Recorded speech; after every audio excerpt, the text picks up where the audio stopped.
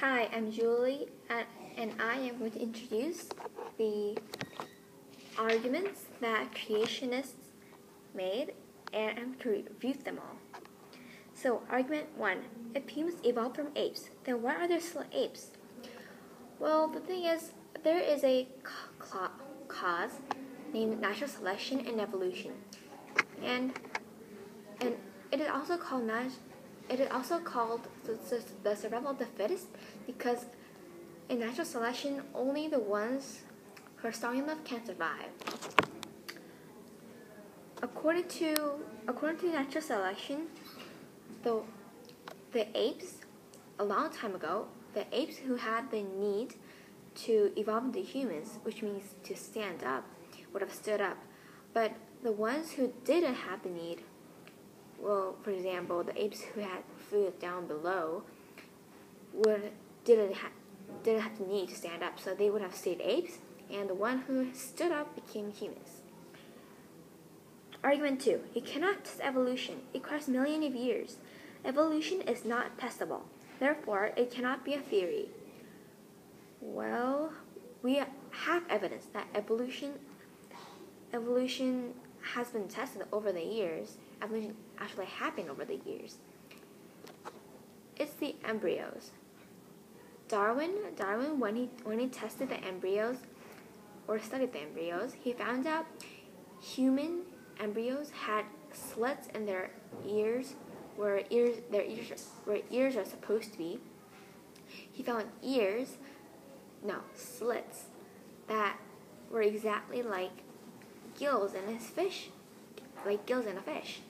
So this was a discovery that showed humans a long time ago were descended from fish. And this makes sense because all life forms started from the ocean. Argument 3. Have you ever witnessed evolution? Where is your proof? Well, this is almost like argument 2, but I'm going to give another evidence. So, another example is the fossils. Fossils can give a proof that evolution has existed over the billions of years because, well, for example, the fossils of humans or ancient humans.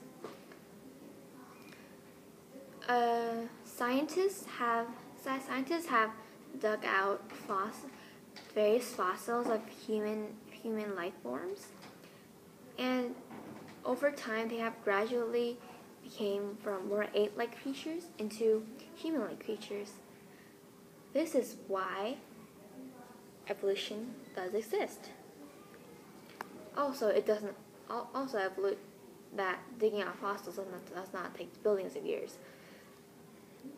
Argument 4. Life just couldn't have happened by random chance. There must have been an intelligent creator. Well, as I said before, natural selection happens in evolution, and that causes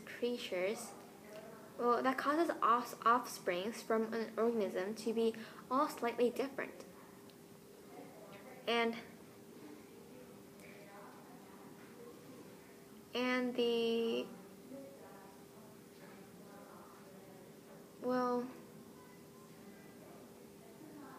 random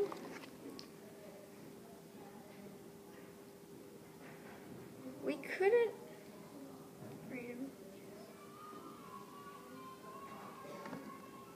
Okay, so in evolution there's a cause called genetic drift. And genetic drift is a theory, or it is a part of evolution that says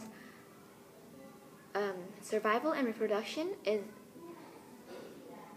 severely affected by unpredictable accidents, and those unpredictable accidents can be an animal a long time ago, an animal being swept into the ocean and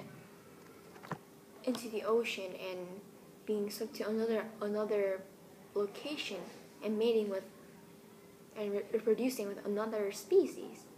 And that could have made another species. That could have happened over billions of years. Also, for natural selection, as I said before, all offspring are slightly different from each other. If they keep reproducing if they keep reproducing over and over again, some traits will be passed down and eventually create a new species, even if it will take millions of years. Argument 5. No new species have been produced, therefore evolution is not true. Well, currently, no new species have been created. That's true. But we have proof, not very recent, but when Darwin was alive, we have proof that new species were created. When Darwin went to Galapagos, he collected the finches that he found there. When he came back to Britain and studied them, he found out that they all came from one species based on their beaks. So that is one example how one species came to 13 different kinds of finches. Argument 6. Since education is a process of learning, also is an issue. It is appropriate for both creationism and evolution to be taught side by side in school classrooms. Not to do so is a violation of the philosophy of education and the civil liberties of creationists. Well, this is more like religion issue rather than a scientific issue. But I believe that but evolution is mostly based on science and fossils and evidence and all clearly found examples. Creationism is based on the Bible, and the Bible is also written by humans. So most scientists believe that evolution is a much more reliable and correct form of